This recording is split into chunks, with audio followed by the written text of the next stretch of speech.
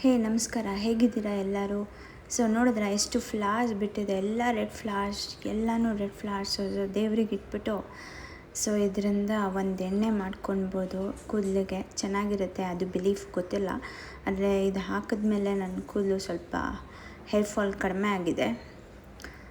So ಇದು ಫಿಗ್ಗು, indoor plant. So ನೋಡೋಣ, ಎಷ್ಟೋ ದಿನ ಆದಮೇಲೆ ವೀಡಿಯೋ ಹಾಕ್ತಾಯಿದ್ದೀನಿ ಇದ್ರದ್ದು, ಪ್ಲ್ಯಾಂಟ್ಸ್ದು, ಗಿಡಗಳದ್ದು.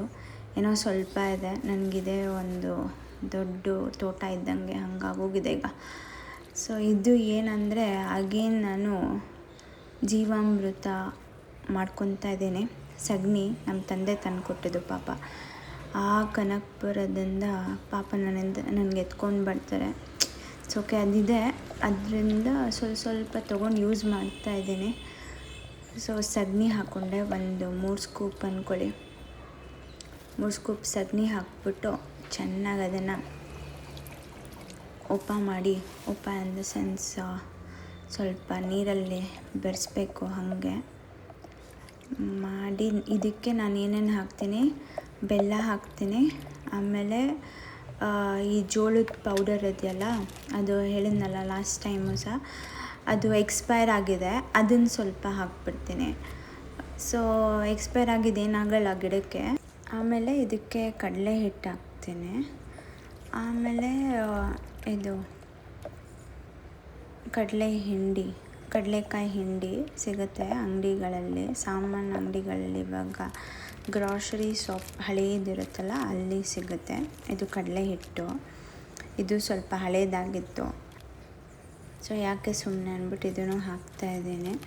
ಆಮೇಲೆ ಇದು ಕಡಲೆಕಾಯಿ ಹಿಂಡಿ, 1 ಹಿಡಿ 2 ಹಿಡಿ ಹಾಕ್ತಾಯಿದ್ದೀನಿ. ಇದು ಚೆನ್ನಾಗಿ ಕಲಿಸ್ಕೊತೀನಿ. ಕಲಿಸ್ಕೊಂಡಾದ್ಮೇಲೆ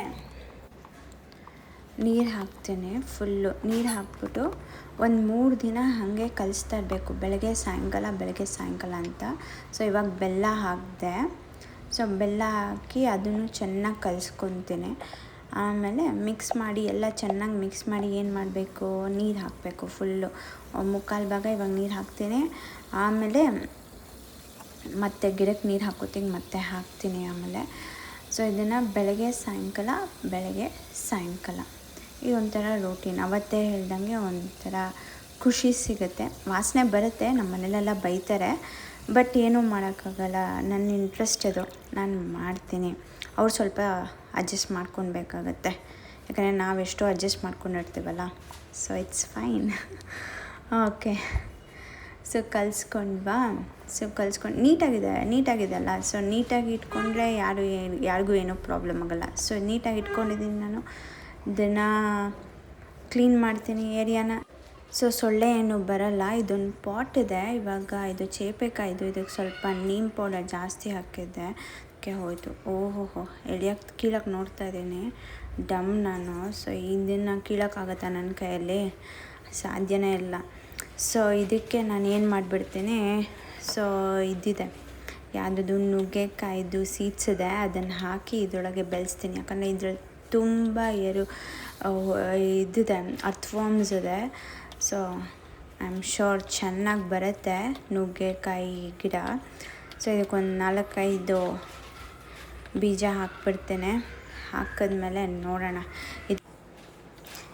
ಸೊ ಇದಕ್ಕೆ ನಾನು ಸ್ವಲ್ಪ ಕಿಚನ್ ವೇಸ್ಟ್ ಹಾಕ್ತೀನಿ. ನೋಡಿ ನಾನು ಕಿಚನ್ ವೇಸ್ಟ್ ಹೆಂಗೆ ಮಾಡ್ಕೊಂಡಿದ್ದೀನಿ ಅಂತ. ಸೊ ಕಿಚನ್ ವೇಸ್ಟು ಮ್ಯಾನ್ಯೂರ್ ಆಗಿದೆ, ಸೊ ಸ್ವಲ್ಪ. ಸೊ ಅದ್ರ ಮಣ್ಣು 1 ಲೇಯರ್ ಹಾಕ್ತೀನಿ. ಆಮೇಲೆ ಮೊಟ್ಟೆ ಡ್ರೈ ಮಾಡಿಟ್ಕೊಂಡಿರೋದು ಪುಡಿ ಮಾಡಿ ಹಾಕ್ತೀನಿ. ಸೊ ಇದಕ್ಕೆ ಕಿಚನ್ ವೇಸ್ಟ್ ಹಾಕ್ತೀನಿ. ಸೊ ಇದು ಮ್ಯಾನ್ಯೂರ್ ಆಗಿದೆ ಆಲ್ಮೋಸ್ಟ್, ಅದಕ್ಕೆ. ಸೊ ಅದೊಂದು ಸ್ವಲ್ಪ ಇರಲಿ 1 ಲೇಯರು ಅಂತ. ಈ ಮೊಟ್ಟೆ ಹೆಂಗೆ ಮಾಡ್ಕೊತೀನಿ ಗೊತ್ತಾ, ಆಮ್ಲೆಟ್ಟೆಲ್ಲ ಮಾಡಿದ್ರೆ ಸ್ವಲ್ಪ ತೊಳೆದು ಚೆನ್ನಾಗಿ ಡ್ರೈ ಮಾಡಿ ಆಮೇಲೆ ಒಂದು ಕವರ್ಗೋ ಬಾಕ್ಸ್ಗೋ ಹಾಕಿಟ್ಬಿಡ್ತೀನಿ.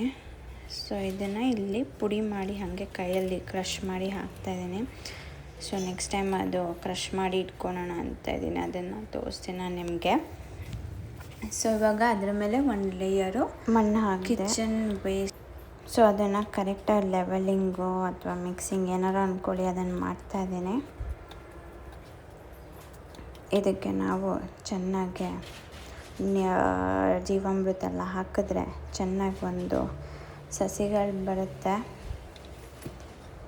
ಸೊ ಇದನ್ನು ನಾನು ಅಂಗಡಿಯಿಂದ ಒಂದು ಬೀಜ ತೊಗೊಂಡಿದ್ದೀನಿ ನುಗ್ಗೆಕಾಯ್ದು. ಸೊ ಅದನ್ನೇ ಇವಾಗ ಇಲ್ಲಿ ಯೂಸ್ ಮಾಡ್ತೀನಿ. ಸೊ ಇದೊಂದು ಲೇಯರ್ ಆಯಿತಾ. ಕಿಚನ್ ವೇಸ್ಟು ಆ ಕೊಕೊಪೀಟ್ ನೋಡಿ, ಕೊಕೊಪೀಟ್ ಪುಡಿ ಅದನ್ನು ನೀರಲ್ಲಿ ಸೋಪ್ ಮಾಡಿ ಒಂದು ಟಬ್ಬಲ್ಲಿ ಅದನ್ನು ನಾನು ಒಂದು ಡಬ್ಬದಲ್ಲಿ ಇಟ್ಕೊಂಡ್ಬಿಟ್ಟಿದ್ದೀನಿ. ಸೊ ಅದನ್ನು ಹಾಕ್ತೀನಿ ಇವಾಗ. ಒಂದು ಲೇಯರ್ ಹಾಗೆ ಹಾಕ್ತೀನಿ ಅಷ್ಟೆ ನೋಡಿ. ಅದರಲ್ಲೂ ಏನೋ ಗಿಡ ಬರ್ತದೆ, ಏನು ಗಿಡ ಅಂತ ಗೊತ್ತಿಲ್ಲ. ಯಾಕಂದರೆ ಅದಕ್ಕೆ ನಾನು ಶುಂಠಿ ಏನೋ ಹಾಕಿ ಮುಚ್ಚಿಬಿಟ್ಟಿದ್ದೆ. ಸೊ ಅದೇನೋ ಬರ್ತದೆ. ಇದು ಎಕ್ಸ್ಟ್ರಾ ಏನಾರೋ ಇದ್ರೆ ಅದು ತೆಗಿತಾ ಇದ್ದೀನಿ.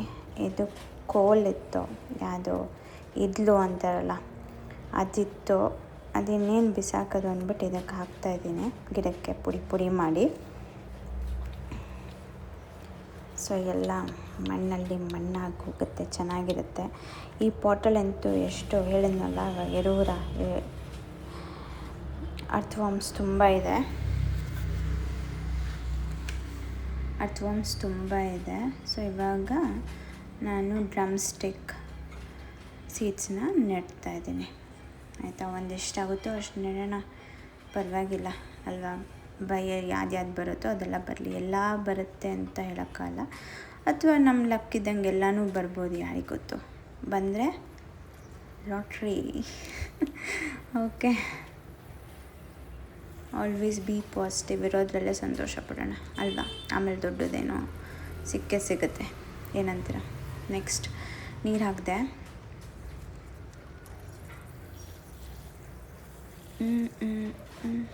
ನೀರು ಹಾಕಿಬಿಟ್ಟು ಇವಾಗ ಅದ್ರ ಜಾಗದಲ್ಲಿ ಅದಿಟ್ಬಿಟ್ಟು ನೆಕ್ಸ್ಟು ಮುಂದಿನ ಕೆಲಸ ನೋಡ್ಕೊತೀನಿ. ಸೊ ಈ ಪಾಟಲ್ಲೂ ಸ್ವಲ್ಪ ಜಾಗ ಇದೆ, ಬರೀ ಮನಿ ಪ್ಲ್ಯಾಂಟಿಗೆ ಈ ಪಾಟ್ ಇಡಬೇಕಾ ಅನಿಸ್ಬಿಟ್ಟಿದೆ ನನಗೆ. ಸೊ ಅದಕ್ಕೆ ಇದಕ್ಕೇನು ಮಾಡ್ತೀನಿ ನಾನು, ಇಲ್ಲೂ ಒಂದೆರಡು ಬೀಜಗಳನ್ನ ಹಾಕ್ಬಿಡ್ತೀನಿ. ಅದು ತುಪ್ಪ ಅವರೆಕಾಯಿದ್ದು ಇತ್ತು, ಅದು ಏನಾಯಿತು ಅಂತ ಗೊತ್ತಿಲ್ಲ, ಹೊಟ್ಟೋಯ್ತು ಗಿಡ. ಏನು ಮಿಸ್ಟೇಕ್ ಆಯಿತು, ಅಥವಾ ನಾನು ಸ್ವಲ್ಪ ನೀರೇ ಹಾಕಿಲ್ವೇನೋ, ಇಗ್ನೋರ್ ಮಾಡಿಬಿಟ್ನೇನೋ ಈ ಕಡೆ ಇರೋದ್ರಿಂದ, ಅದಕ್ಕೆ ಹೋಯಿತು. ಏನು ಮಾಡೋಕ್ಕಾಗತ್ತೆ. ಸೊ ಅದಕ್ಕೆ ಇದನ್ನು ಹಾಕೋಣ ಇವಾಗ, ನೋಡೋಣ ಇದರಲ್ಲೂ ಹೆಂಗೆ ಬರುತ್ತೆ ಅಂತ.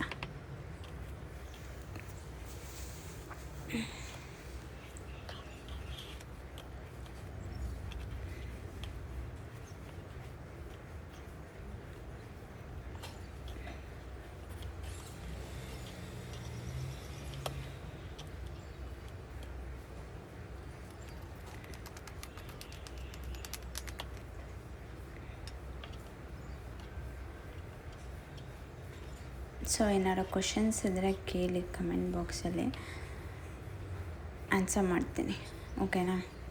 ಏನಾದ್ರು ಡೌಟ್ಸ್ ಇದ್ದರೆ ನಂಗೆ ಗೊತ್ತಿರೋ ಅಷ್ಟು ನಾನು ಹಾಗೆ ನಮ್ಮ ಅಪ್ಪ ಅಮ್ಮನ ಹತ್ರ ಕೇಳಿನೂ ಹೇಳ್ತೀನಿ ಒಂದೊಂದು ಸತಿ.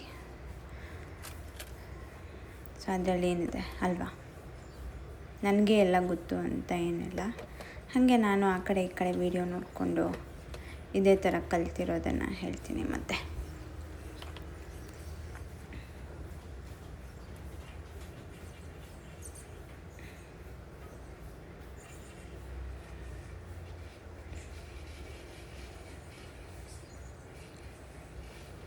ಸೊ ಇಲ್ಲೂ ಒಂದೆರಡು ಬೀಜ ಹಾಕ್ತಾಯಿದ್ದೇನೆ. ಥ್ಯಾಂಕ್ಫುಲಿ ವಿತ್ ಗಾಡ್ ಗ್ರೇಸ್ ಬಂದುಬಿಟ್ರೆ ಸಾಕು. ಯಾಕಂದರೆ ಲೋ ಹಿಮೋಗ್ಲೋಬಿನ್ನು ಅದೆಲ್ಲ ಇದ್ದರೆ ನಾವು ತಿಂದರೆ ಮಕ್ಳಿಗೆ ಕೊಟ್ಟರೆ ಎಲ್ಲ ಒಳ್ಳೆಯದು.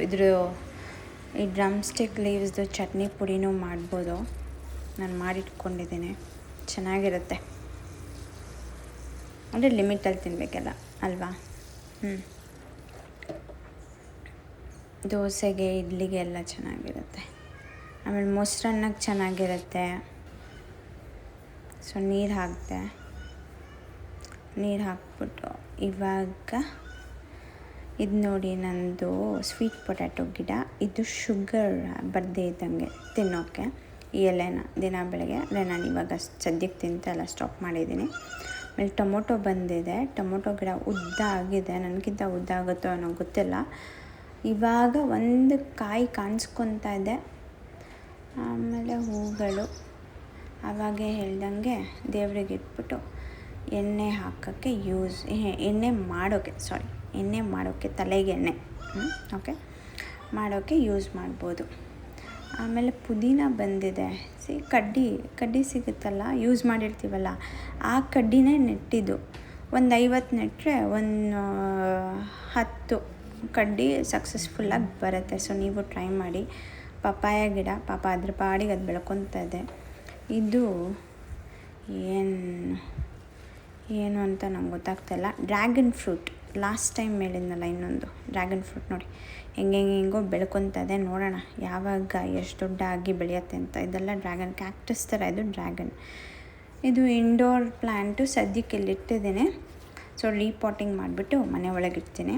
ತುಳಸಿ ಹೋಗ್ಬಿಟ್ಟು ಇವಾಗ ಚೆನ್ನಾಗಿ